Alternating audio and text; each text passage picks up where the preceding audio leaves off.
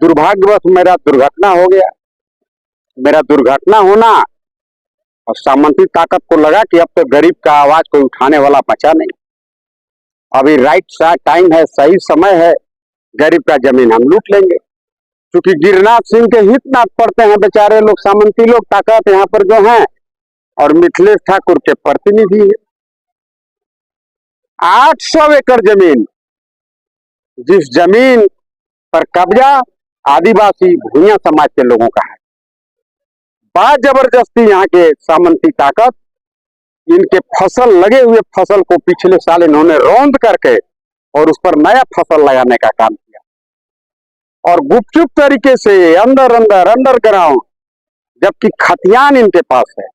कई लोगों का तो रसीद भी करता है, लेकिन रजिस्टर 2 में हेरा फेरी करके और ये जमीन अपने नाम पर यहाँ के सामंती ताकत मोटेशन करा लिए। मोटेशन भर नहीं करा, उसका ऑनलाइन भी करा लिया। और जब गांव के लोगों को उन्होंने कहा कि भाई आप लोग गांव खाली करके भागिए, क्योंकि ये जमीन हमारे बाप दादा का जमीन है, यह जमीन मेरा है। अभी हाल ही हम लोग ऑनलाइन भी करा लिए। बेचारे बाध्य होकर के हमसे संपर्क किए। मैं चीजों को काफी गंभीरता से समझा।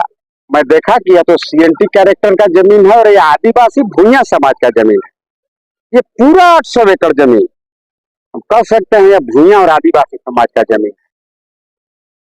जबरदस्ती उन्होंने फसल बोने का काम किया था। मैं जिला के उपायुक्त से मिला। उपायुक्त ने भी इनके पेपर को गंभीरता से देखा और कहा यह जमीन आपका ही है, कोई माई का लाल आपका जमीन छीन नहीं सकता है। लेकिन सामंती ताकत है, राइफल का भय दिखाते थे, राइफल लेकर के आते थे। आदिवासी भूया गांव तो राइफल दिखाते थे, डर के मारे मजबूर होकर के आदिवासी और भूया समाज के लोग उनका विरोध नहीं कर पाते थे। जमीन जोत दिए, बो दिए, राइफल का भय दिखाए। लेकिन जब मैंने एसपी से संपर्क साधा, एसपी ने भी एक्शन लिया और उन सामंती ताकतों का राइफल मैंने सीज कराने का काम किया। तब जाकर के गांव के लोगों में थोड़ा निर्भीकता आया। इसके बाद ये आज अपने जमीन पर काबिज है। मैं आप सभी लोगों से, पत्रकार बंधुओं से आज के इस दलित आदिवासी अधिवेशन के बारे में इतना ही कह सकता हूं